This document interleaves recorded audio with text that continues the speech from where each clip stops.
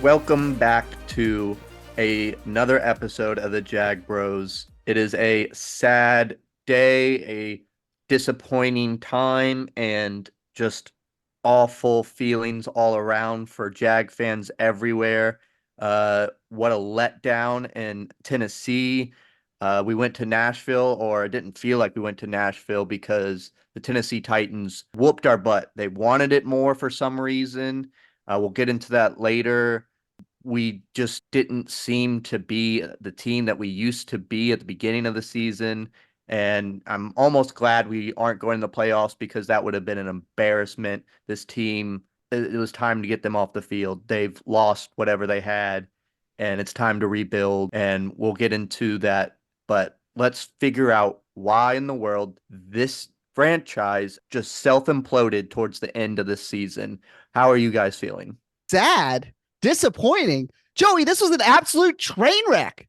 What happened on Sunday? This is a culmination of the fact that we are a losing and a loser franchise. That's it. We're a loser franchise from the top to the bottom. You have an owner who clearly doesn't care about winning because he just tolerates mediocrity at every single level for forever.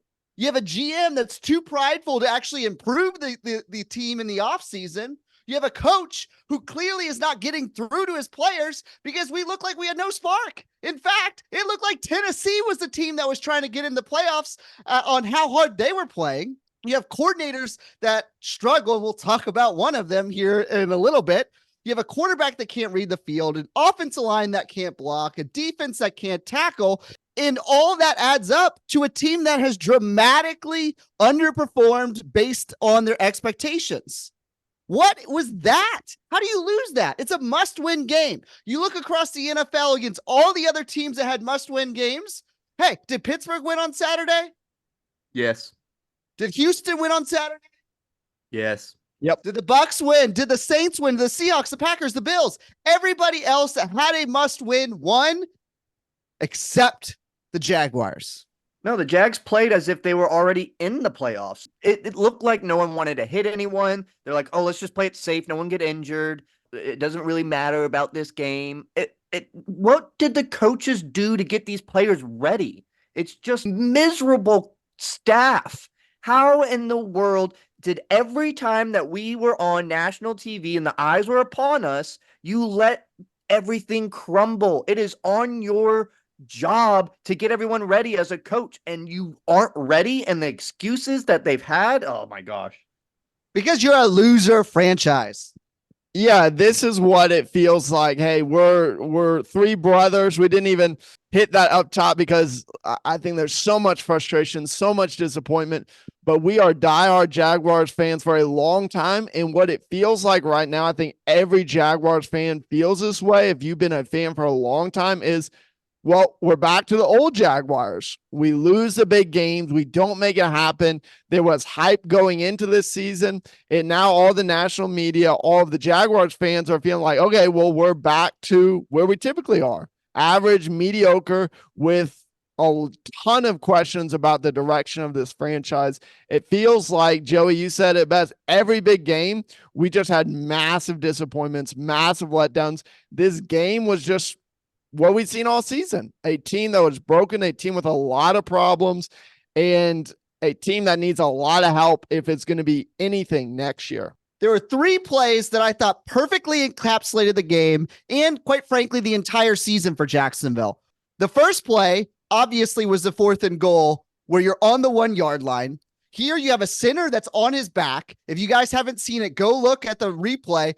Luke Fortner is literally blown off the ball so much he is laying on his back on the 4 yard line on that play. You have a quarterback that clearly doesn't trust the offensive play caller because what is he doing? He's scrubbing the play yet again, calling his own shot. And you have a Jaguars team that struggled to convert 3rd and 4th and 1s all season and convert in the red zone. And what is that? It's exactly what happened that play. That, to me, was the worst play of the year for Jacksonville, but it also perfectly encapsulated.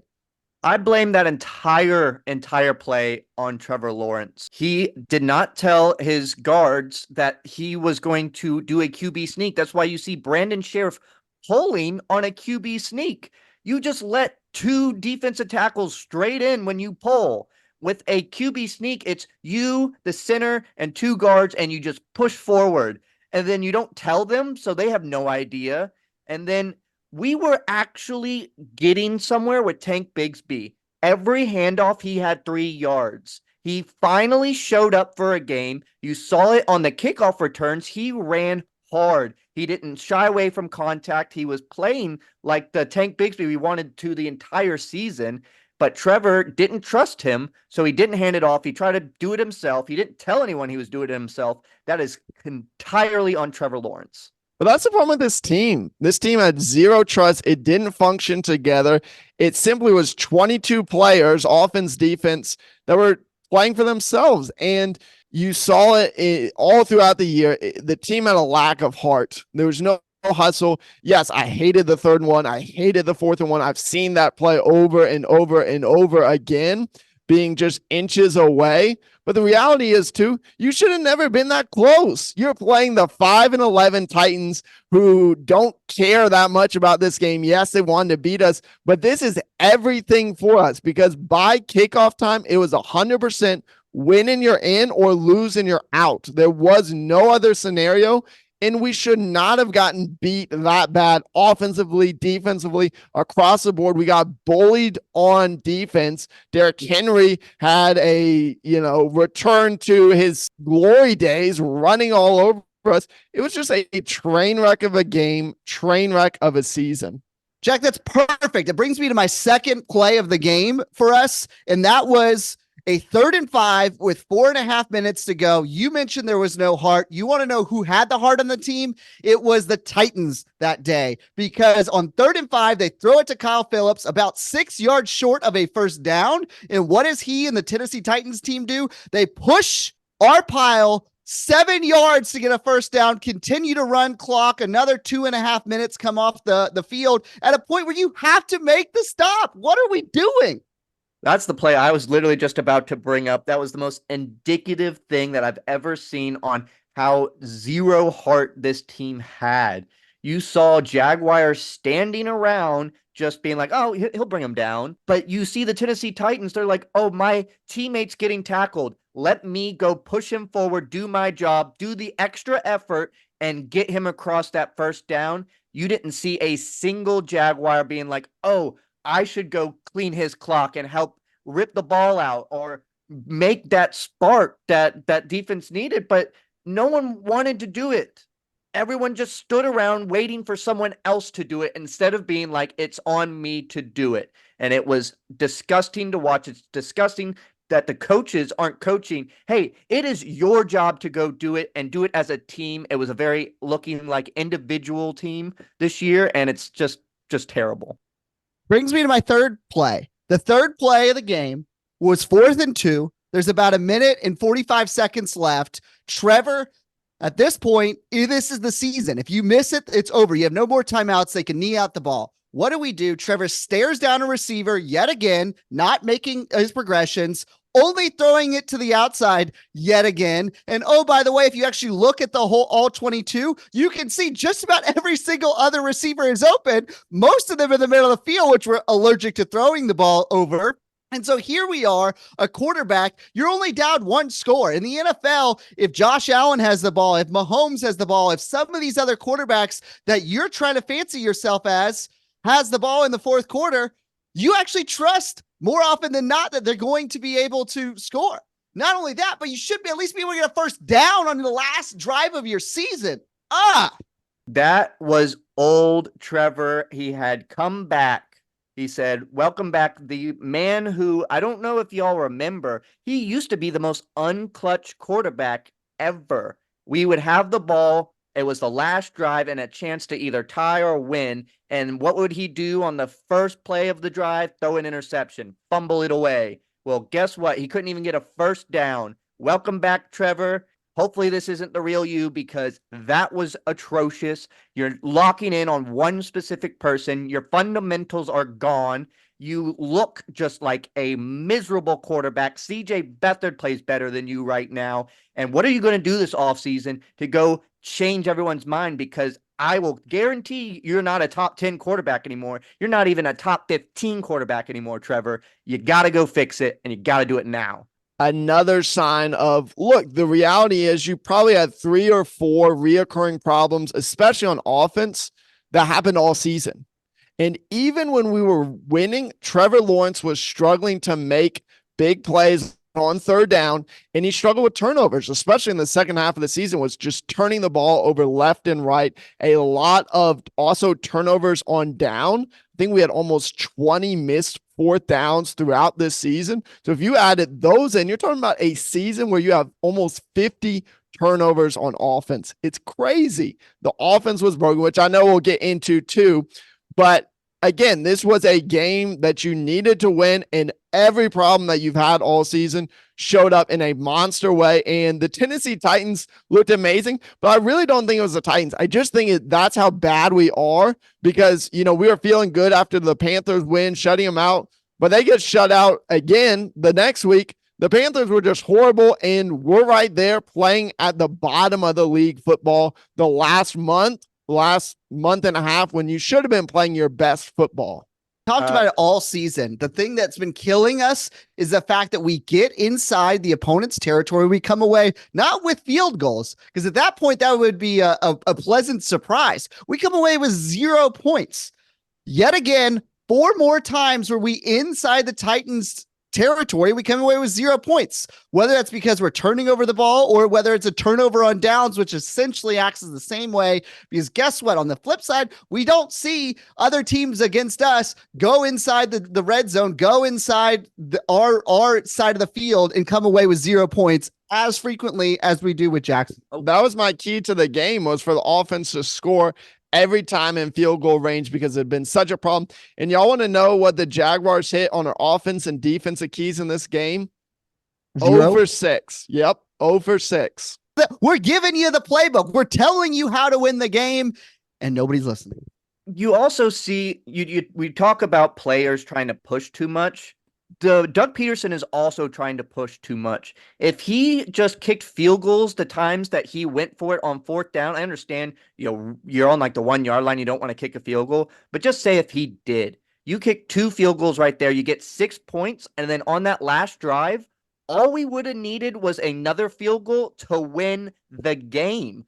That would have been a lot less pressure. And all you have to do is kick the field goal. I don't care where you are. Take the points, especially in a game like this. I understand maybe in a normal regular season going for it, it doesn't matter as much. But in a playoff-like game, you have to take your points no matter what.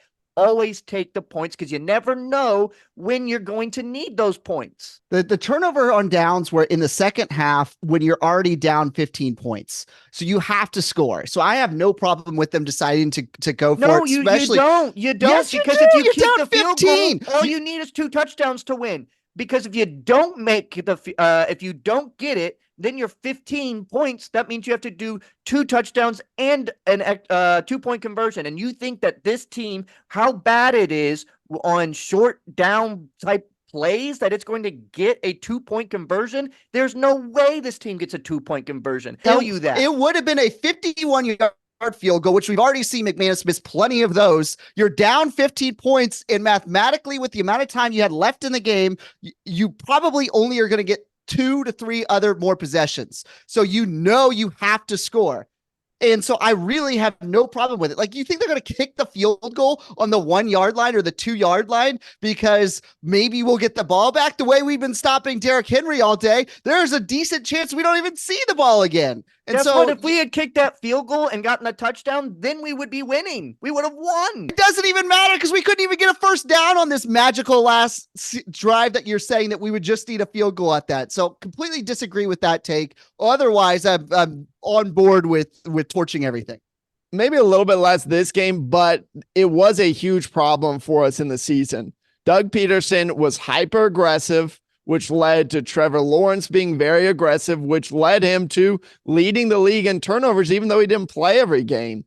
And so typically I'm the guy that loves to go for fourth downs, but it really bit us in the butt this year, and it bit us in the butt in this game. I don't know that we necessarily should have called it differently in this game, what was the one game that we've won in the last month and a half? It was a game where we were super conservative and just went to the basics, just went to the fundamentals. We kicked a ton of field goals. We weren't aggressive, and we were able to get some momentum. And then we just threw it all away, going hyper aggressive all the time, going all these deep passes, which typically I love.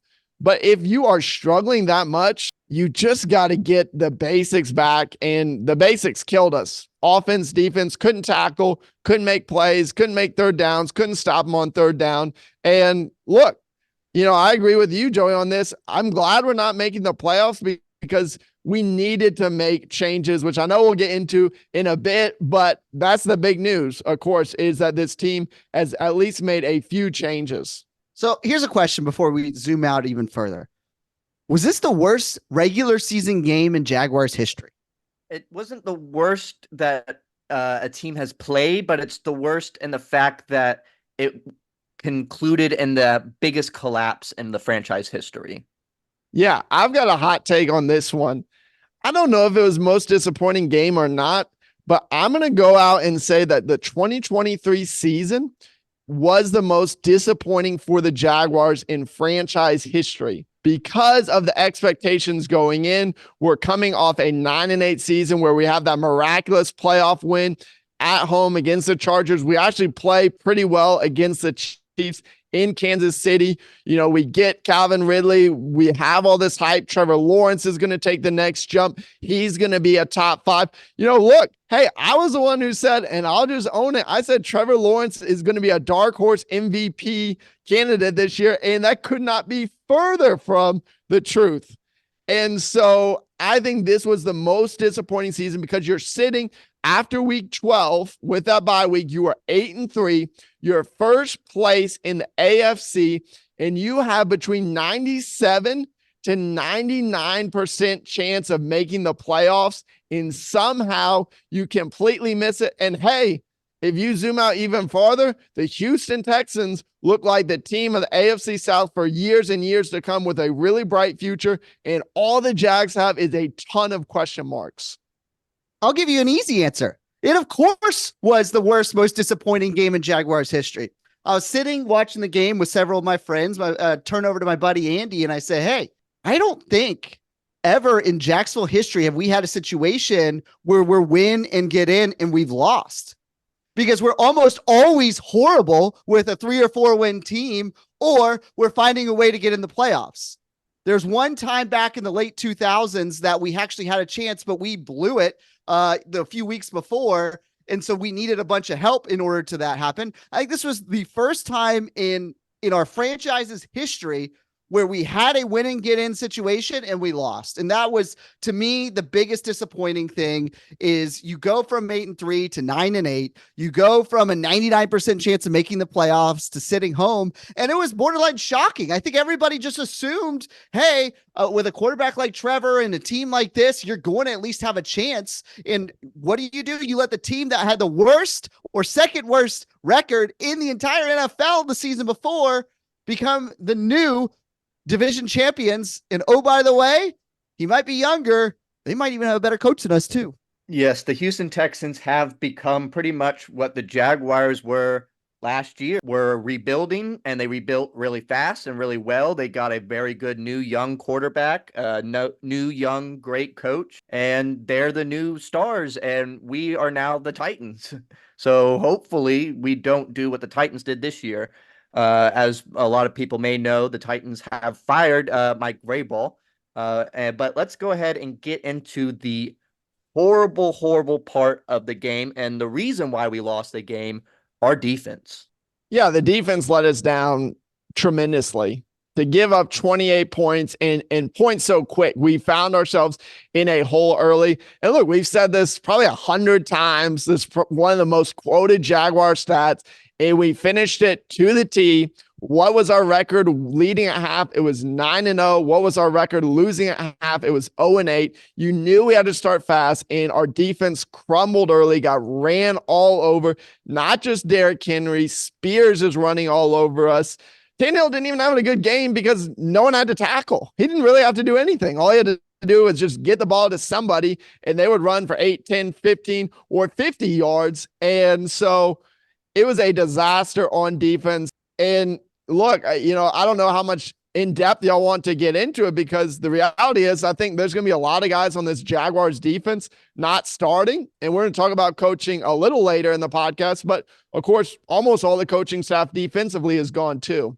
It was sick. It was turning back the clock. It's a 25-year-old Derrick Henry just destroying the Jaguars like he's done so many times. It was the one person I said, you have to slow him down, because outside of him and Hopkins, it's 80% of the Titans offense. And for the most part, we slowed down Hopkins, but we couldn't stop Henry. 150 yards. 100 of those were even before contact. We were not touching him. We were getting blown off the ball everywhere. And as great as we like Foye Oluokun and Devin Lloyd is getting washed out of so many plays. And Foye Oluokun, yes, he might have been snubbed for the Pro Bowl, but he also leads the NFL in missed tackles at 22. So as great of a tackler as he is, he also leads the league for missed tackles. And that was very evident because, quite frankly, we were constantly making tackles at the third level yet again against a running back who was just trying to put on his best performance so the highest bidder can get him in the offseason. JT, you said it right there that the running backs weren't getting touched until about the third level of the defense. And so I did a little bit of research. I was wondering, why in the world is that happening? Because that wasn't happening at the beginning of the season.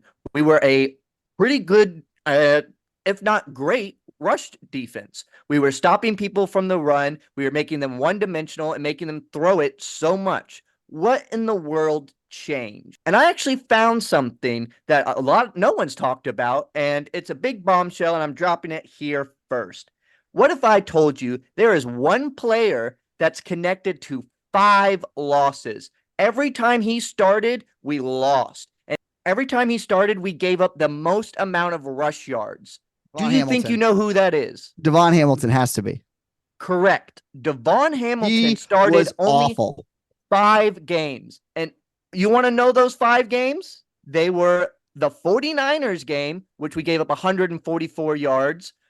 He played against the Bengals, which we gave up 156 yards. He played against the Ravens, which we gave up 251 yards. And then he started against the Titans, where we gave 175 yards. And then he also played against Tampa Bay, which we only gave up 70 yards, but everyone's to blame for that loss. And you know what? They gave him a 36.2 on the PFF. That is on the coaches for putting someone so terrible out there in your starting lineup. And every time he started, it was the worst loss. We gave up the most rushing yards, and they would inactivate Angelo Blackson, who, when he started at the beginning of the season, we were 5-2 when he was starting. And then we played Devon Hamilton, which is the coach's decision to do this, because he was getting manhandled. He looked like a high school guy out there. And that's why the coaches are fired. He should have never seen the field. And I have a hot take. I think if he was IR'd for the entire season, we'd be in the playoffs right now. That's how bad he was. The Tennessee Titans ran it against Devon Hamilton's gap 67% of the time. That means 67% of the time they're getting like 9 yards. It's because Hamilton was getting pushed by the center and guard, and it was completely out of the play and just made a giant hole. Preach it, Joey. I didn't know all those stats, and I love it because that's exactly what my eyes were saying. I'm yelling at the TV every time Hamilton is involved in a play, because guess what? He's not really involved. It's more of him just getting completely washed out, except for one play. He was involved in one play. You want to know what play that was that I remember? It was on the goal line. We just Trevor gets stuffed on the goal line. So they get the ball on the half-inch yard line. What do? Devon Hamilton offsides. Immediately. So now it's 1st and 5 on the 6. The pressure's off, and they could just continue to hand off the ball and run right at Hamilton. It was awful. And Joey, I think you are spot on. I think if he does not play, even if you play Blackson or anybody else, I think we're probably in the playoffs. The only caveat I will say about him is he was injured. He had a really bad injury, yada, yada, yada. So, okay, fine. But he should not have been on the field. Exactly. I don't fully want to blame Devon Hamilton because he did have an injury right at the beginning of the season, and apparently it was so bad. I mean, the front office has still not told us exactly what that injury was, but he was unable to practice, lift weights, or anything for like 3 months. That's not enough time for someone to go ahead and get back into the game. That's all on the coaches, which brings me to another point of Doug Peterson's loyalty actually being a deficit. He is too loyal to all the starters, all the coaches, and everything. There were way too many times that players who were hurt would go back into the game and play worse than the backups. They did not deserve and did not need to be back out there. Tyson Campbell constantly was coming back too early. Monteric Brown would have played better in a lot of those games where Tyson Campbell was coming back. You should wait until your guy is 1,000% healthy. Do not bring him back when he's like 60% healthy. It was the reason why we lost a lot of our games because we put starters back out there before they were ready and they played miserably. And that's all on the coaching, I believe. Okay, well, I have a question for you guys as we look at this game. And again, we're breaking down this game, but really we're also talking about the season as a whole, a season where the Jaguars go 9-8, but the whole season they're saying our goal is to, make it to the playoffs. Our goal is to win the AFC South. Our goal is not just to make it, but to win, to make a run. The national media is talking about us. And so across the board, everyone's saying disappointment, failure. And the big question is why? So I want to pose a question to y'all, and I want us to break it down by percentage. So I want to give us 4 categories. And I want you to give a percentage to which of these do you equate the Jaguars' failures to this season. So number 1, injury, which you just covered, Joey. Number 2, I would say players, talent acquisition, general manager. Number 3, coaching. And then number 4, player execution, players' mistakes on the field. How would y'all break that down for the season?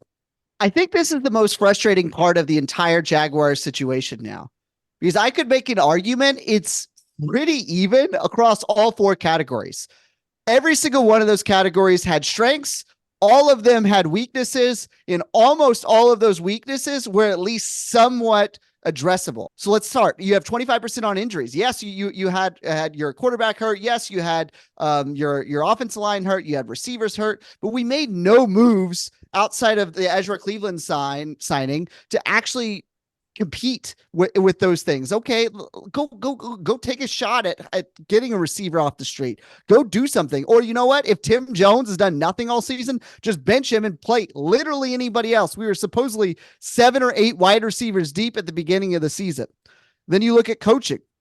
Like, look, we'll talk about that more in a second, I suppose, once we start breaking down some of the decision making around who's let go and who wasn't. The players, there's plenty. I think there's a video going around right now on Twitter where it's showing all of the missed drops. So you're thinking about the execution and what could we have done better there. And then obviously I've already talked about Balky, the fact that we refused to make any type of serious moves in the offseason. We had $10 million left in cap space that we decided we were happy with the team that we had.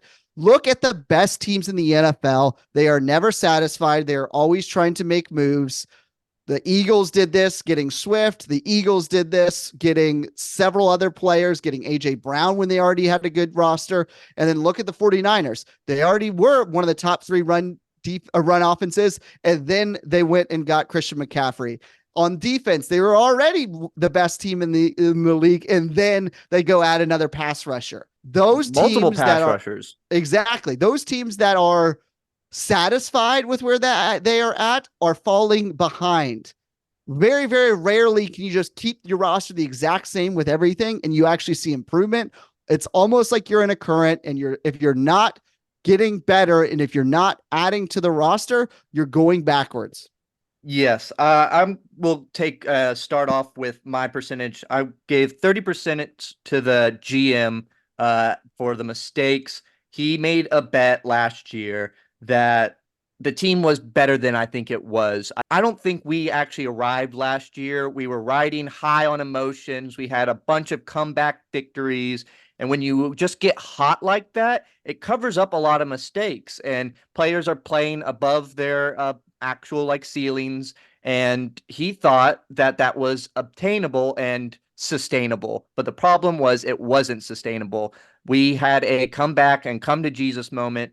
Maybe our talent isn't that good. He needed to make a lot more moves than he did during the offseason. So I give him 30% of the problem. I give 50% of the problem to coaching. The miserable offense of play calling. And by I mean play calling, I mean also play scheming. We were the most elementary schemed offense that I've ever seen. We ran the exact same 3 routes. We threw it to the exact same 3 wide receivers. There was no trust in any other wide receivers. There was no trust in Elijah Cooks. There was no trust in Parker Washington. There was no trust in Britton Strange. Like, it wasn't that they tried to trust them and like give them attempts and everything. No, they didn't even give them attempts. They just didn't trust them. And that was another issue, was trust on this team. And that I attribute to coaching. If you don't trust your players, then the players aren't going to trust each other. And it was very evident. 50% to coaching, 15% to execution. As JT said, there was a lot of dropped touchdowns, tons of mistakes, people not in the right gaps, people not running the right routes, people not finishing plays, not finishing tackles. Like, you could tell that the heart and the soul and execution of this team was definitely off. I give that 15%. I only give 5% to injuries because you know what? We were no injured than any other NFL team this year. Great point. Injuries on the offensive line. Every team had injuries on their quarterbacks, their wide receiver. Everybody had a ton of injuries. That is no excuse. Everyone figured out a way to do it. Guess what? When we lost to the Texans, their entire offensive line was injured. None of those players had played together, but their coach got them together. They got them ready to play, and they whipped us. We let a bunch of fourth strings, free agents that weren't even on teams yet, whip our behind because it was better coached and they got them ready for the game. So it was not injuries. It was definitely execution, coaching, and GM. We just came up with these numbers now, and Joey, we are on the same page almost to the T. I said coaching was the number one culprit. I put it even slightly higher at 60%. And the reason I gave them the vast majority of the blame is because the problems we had continued all season. The offense had the same problems all season. We struggled in the red zone. We turned the ball over too much. We struggled to make big plays on 3rd and 1, 3rd and short, 4th and 1, 4th and short. And we also had this problem over and over and over again. The team just didn't come out ready for a lot of games. We would just come out super flat and just be like, oh, it's okay. You know, we'd watch a press conference of Press Taylor or Doug Peterson. Hey, don't worry. We're right where we need to be. We're still in first in our division. We're right where we need to be. We have an opportunity to win the division against Tennessee. And what do? We fail. And so that's why I say 60% is on coaching. And then I have the exact same number as you, Joey. For talent GM, I put 30%. And I agree with everything you said. Look, we took a big bet on player development, and we took a big bet that we were going to get some talent out of this draft. We had 13 draft picks in the 2023 NFL draft. And really, you can only say that 2 players out of this draft class had any meaningful impact on the Jaguars team. Anton Harrison was a very nice addition for us on the offensive line, playing right tackle for us a ton this season. And then Antonio Johnson, and really he only played half the season because of injury. He was a nice pickup that we saw play nickelback. We saw play safety. All the other 11 guys almost had no impact. And so I think Jack, I do want to make one little case for Parker Washington. A 6th-round wide receiver, had quite a few catches and a couple touchdowns, and actually was a really good punt returner. I do want to say that I don't think that was quite a miss. He's still a rookie, and it seems like he does have a kind of bright future. So I wouldn't say he was a miss, but I do agree on everyone else was a complete miss. Yeah, and I'm glad you clarified that, Joey, because what I'm not saying is, look, I'm not going off the deep end saying, you know, Balky had 11 bust in this draft. Pretty dang close. Yeah, you know, you could definitely say that for some of the past draft classes, and we'll talk about Balky here in a minute, and we're going to talk about him a ton in the offseason. But I think the biggest move was the lack of moves for talent GM. We banked on this draft class being big, and it was not. And so 30%, 10% on player execution. Look, we made a ton of mistakes, but again, I come back to coaching because there was no correction. Or as you were talking about earlier, Joey, if someone is not ready, if they're not playing, if they're not executing at a high level, you've got to make that decision to bench or to move or to try something. Too often we try the same thing over and over and over again, and it just didn't work. And then, yeah, very close to you again, Joey. Injuries, I put even less. I put 0% for injuries. Yes, do we have them? Yes, do they affect us? But you're talking about a season where teams had massive injuries. There were so many starting quarterbacks out this year, and we actually were fortunate in some areas. Evan Ingram, probably our best weapon on the offense, was healthy all season, setting a tight end record for number of receptions. Calvin Ridley, whether you think we keep him or not, he did have over 1,000 yards and he played every game for us. ETN did have some injuries, but he played much of the season. Same for Lawrence. Yes, injuries affected him. And then Josh Allen, our best player on defense, was healthy all season too, because if one of those guys went down, man, would we have been in trouble. So injuries, I actually think they had a huge impact, but I put 0% of the blame for the failure on the injuries this year. Yeah, and honestly, there's two other people that didn't get injured that were a good thing they didn't get injured were Trayvon Walker. I think he was probably the second best defensive player this year. Double-digit sacks. He definitely started to come on towards the end of the season. I love to see him and Josh Allen were like congratulating each other. It seems like Josh Allen's really kind of taken Trayvon Walker a little bit under his wing. And so I think we absolutely have to keep Josh Allen. He is very important to the production of Trayvon Walker. I think if we let him walk, Trayvon Walker also gets progressively worse. And then the other guy is Darius Williams. Really came on this year, and it was a good thing he never got hurt because there was no other cornerbacks behind him if he got hurt, and he had a really good season as well. I thought a lot of people weren't expecting it out of him, but he was one of the top 10 cornerbacks of the season. I think I need to change my answer. You're right. The injuries were not that big of a deal. Yes, you had some important players. Yes, it wasn't perfect, but every single NFL team has that. I would certainly lower that and raise the others because I do think between the other three, they were pretty well dispersed. And here's what's frustrating is if you look at it last season, Detroit and Jacksonville were talked about pretty hand in hand. It's a younger team with a coach that's up and coming, a team that went from really bad to solid and was right there on the cusp of making the playoffs in Detroit's case, and we made the playoffs. And look at the dispersion of where they are versus where we are. We were proven to be pretenders, and they were proven to be for real. And they are one of the top 3 teams in the NFC and one of the best 6 teams in the NFL, like we were hoping to be. And we are picking 17th overall in the next year's NFL draft.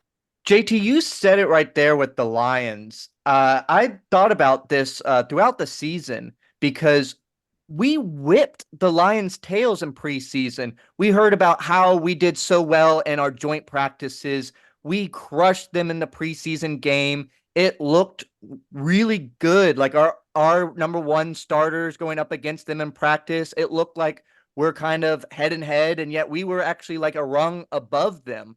That's what got me so hyped for this season was, all right, you had 2 people who look like they're about to go 11 or 12 wins this season, and one team did that, and one team didn't. And the team that looked better in the preseason is the team that actually did way worse and was the pretenders, and that was us. And that's what's so frustrating about this season is that we had the talent at the beginning and we crumbled it away. I'm going to disagree here. I think there is one big difference between the Lions and the Jaguars, and it's all about production out of the draft. Look at the Detroit Lions draft class. Jahmyr Gibbs, very strong season. Jack Campbell, their linebackers, had a strong season. Sam Laporta, I believe, just got voted into a Pro Bowl out of round 2 tight end where our second round tight end had, I think, 5 or 6 catches this year. And they had Brian Branch as well, who's had a very nice season as well. So the gap was all about draft talent acquisition. The Lions scored an A+ in that draft, and the Jaguars, bad. The Jaguars draft class was really bad.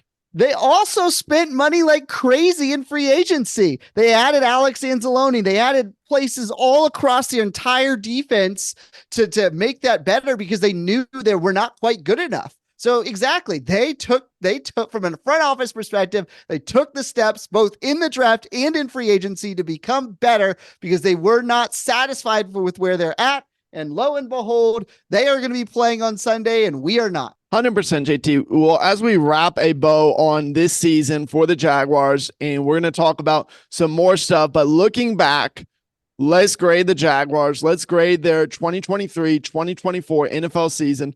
What would y'all grade the Jaguars? A D. And the only reason it's not an F is because there were a handful of individual highlights of Evan Ingram, Travis Etienne getting over 1,000 yards, Calvin Ridley getting over 1,000 yards, and Trayvon Walker getting double-digit sacks. That is the only positive of this season, and that's the only thing that makes it from an F to a D for me. It was an F. Based off of expectations, you had to win the division. That was almost not even a question at a certain point in the season. When you're 8-3, now you're 9-8 and completely out of the playoffs. It's terrible. You wasted a year where Trevor somehow regressed year over year. You never came back when you were down in the second half. You never had moments where the defense would make a critical stop or the offense would have a critical score. And with a team that was on paper just as talented as last year, to underperform in just about every category is extremely frustrating. And the most frustrating part about it too is you're going to have a lot of cap decisions. A lot of the key players this year are free agents going into the offseason. Man, there's nothing. It feels like we're trending in the wrong direction already. This is a tough season to grade. And I've seen some people say, hey, well, the Jaguars went 9-8. We had back-to-back winning seasons for the first time in almost 20 years. But I'm going to agree with you, JT. I think you have to give this season an F. Pretty much everyone is saying that not only was this the biggest collapse in the NFL season, but it's also been the biggest disappointment. That people are still shocked that the Jaguars went from first place in the AFC more than 2/3 of the way into the season to you're not even in the top 7. And you don't even get a shot at a playoff game. A lot of people are comparing it to the Eagles, who also went 1-5 the last 6 games of the season. But hey, at least the Eagles are still in the playoffs. At least they have a shot. If they go win 1, 2, 3 games, all of a sudden that season is a lot more successful. Right now, we're sitting on the couch at playoff time. And yeah, I mean, this offseason, I said it a month ago, and I hope you'll continue to tune in with the Jag Bros over the offseason, because I think this will be the biggest offseason in a long time for the Jacksonville Jaguars. The only good thing about this year is we didn't actually pay Trevor yet, because guess what? If he has another 100%. bad year, he might not even be our franchise quarterback by year 2025. And so here's the thing. So because it was such a failure, as F or a D based on whoever you're listening to, you knew changes had to come. Jag fans want changes to come, and we saw changes come this week with Mike Caldwell, the defensive coordinator, getting fired. What do you guys think? Is that a good move? Do we like the firing? Should they have done more? We did do a little bit more. We also fired the running back coach, which is interesting, and the assistant O-line coach. Which is a joke, because how do you leave the O-line coach, who has easily been maybe the worst coach I've ever seen? I would like to retract my statement that I said that he was a good offensive line coordinator. I drank the Kool-Aid that 1010XL and all the other reporters were feeding me at the preseason, saying that he was such a good O-line coach. Look what he did with Jawan Taylor. But Jawan Taylor did that for a contract year. Phil Rauscher did nothing. He is a terrible, terrible coach. All he had to do was get these players to hold for 2 seconds. Hold the line for 2 seconds. He couldn't do that. Trevor had to throw the ball in 1.3 seconds. That's terrible. Offensive line isn't all about skill. It's mostly about coaching and effort, and the fact that we had no effort and no coaching. How do you fire just the assistant offensive line quarterback? It has to be the O-line, and that's the one fire that I would still take is firing the O-line. I take it over Press Taylor. I take it over Trent Baalke. Phil Rauscher has to go. I agree. There's no way the offensive line can be that bad from a run block standpoint, from a pass block standpoint, and the O-line guy still stays there. And then, of course, everyone is talking about, it's all over Twitter, all over social media, all over Jaguars everywhere, hashtag fire Press Taylor. That would have been my order of who I would have liked us to see move on. Number 1, Press Taylor. Number 2, Baalke. Number 3, Caldwell. Number 4, Peterson. And here's why I've been digging more and more into Press Taylor. And look, the reality is he's just not qualified to be an offensive coordinator. If you look at what he did for the Eagles, he was the quarterback coach with Carson Wentz, who is a top 3 draft pick, which he messed up Wentz terribly. And then all of a sudden he gets to play call for the Eagles for the offense. And that team who wins the Super Bowl starts to fall apart too. And so that's why Doug Peterson and Press Taylor are fired as well. And it's feeling more and more because if you saw Doug Peterson's end of season press conference on Monday, he put zero blame on the offensive play calling. He put zero blame on Press Taylor. Everyone else was to blame except for the biggest change on the offense this year, which was the play calling and Press Taylor, which is why fans are done. They're like, no more Press Taylor. How do we get rid of this guy? It's not just the fans. Look at the players. Look how the fact that Trevor is scrubbing plays over and over and over and over again, that means he's not on the same page with his offensive coordinator. As a Gator fan, this gives me flashbacks of Dan Mullen. When Dan Mullen refused to move on from Grantham, he all of a sudden tied his fate to Grantham's fate. And you know what? It was a complete train wreck the next year. And that's my concern for the Jaguars. Look, Doug Peterson gets a pass for this year. Trevor Lawrence gets a pass for this year based off of their prior performances as players and coaches.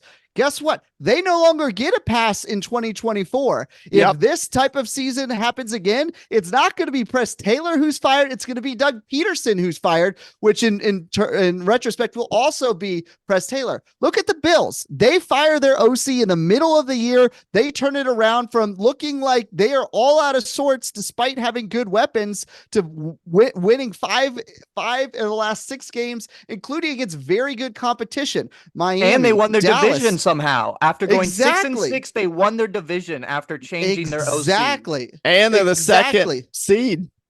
Yes. Look, like everybody was saying, well, what's wrong with Josh Allen? I think that's Trevor. Trevor's not developing like he should. I think Trevor has a lot of raw talent. He's got the arm strength. He's got the it factor. He's willing to play through injuries. He can make throws that others can't. All of those things are true, but I just don't think we're putting him in the best position to succeed with the offensive coordinator. So in my mind, we completely fired the wrong coordinator. Look, Caldwell was average. In at one point in the season, I think people were scared people were going to poach Caldwell. And Joey, I think your points about Devon Hamilton earlier were spot on. I think a couple of players and a couple of plays differently within the defense would have been could have been a completely different situation. But offensively, every single week, we underperformed expectations. Our points per game were 22.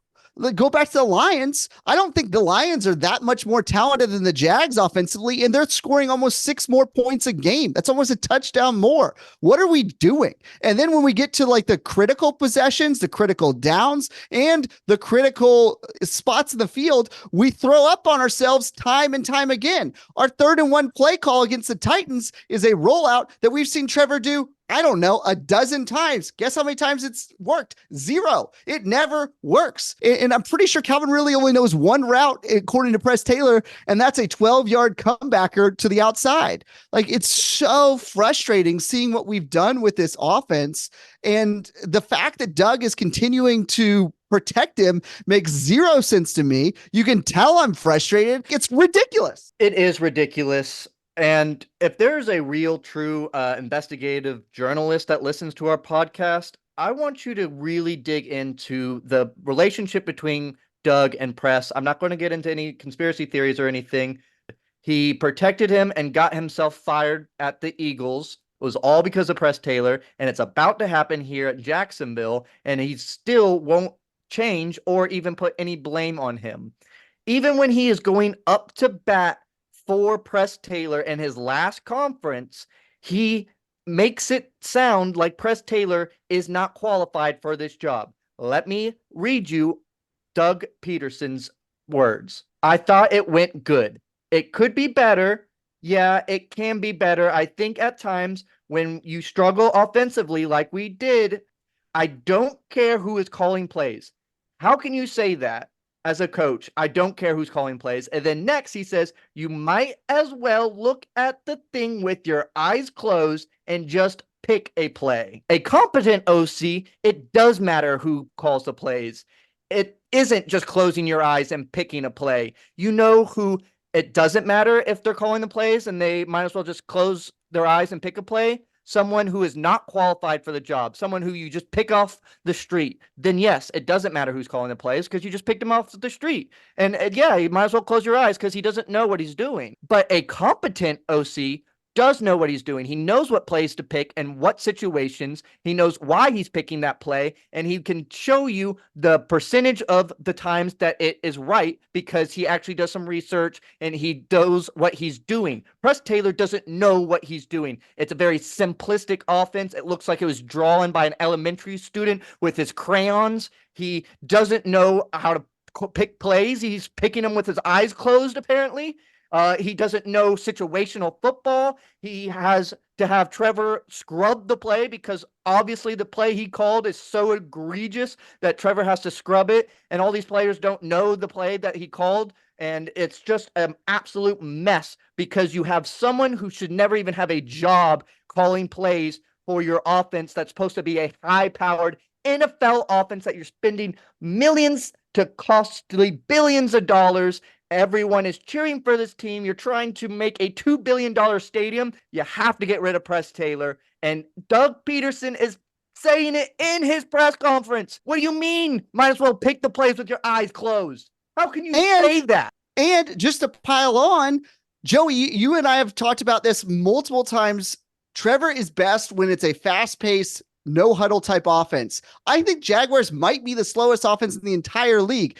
How many times do we see that it's taking to snap the ball 5 seconds or less within the play clock all game, all season? How many times have we had to waste a timeout in the second half when they're like gold? Timeouts are like gold, and we have to waste it so we don't get a delay of game because it takes so long for the play call to be done.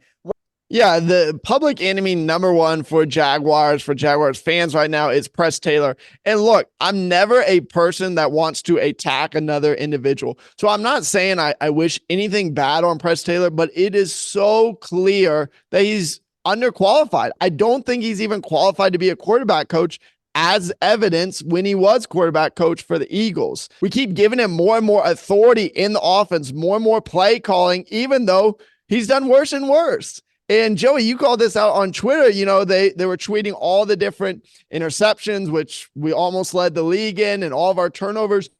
And it was so predictable a lot of times that we were running the same play that we've run over and over. And so it was easy to get an interception because you're like, okay, well, I know Calvin Ridley's going to run a 10-yard and then come back, or I know Christian Kirk's going to run over the middle, or whatever the play is. It was so predictable on the ground, predictable through the air. And that's what led us to being one of the worst teams on fourth down, 13 out of 29, and one of the worst teams turning the ball over and over again.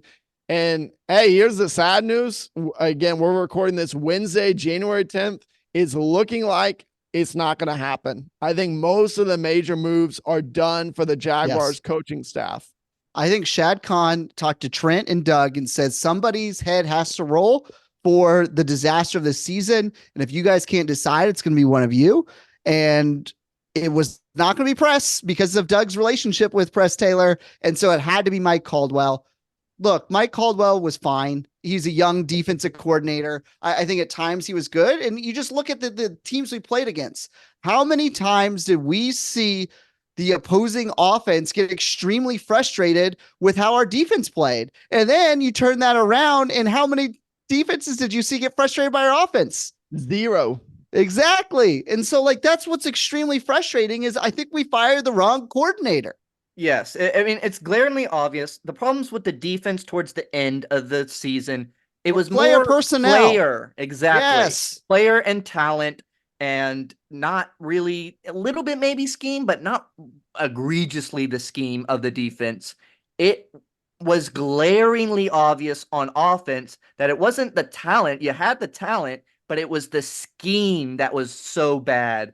The play calling was so bad.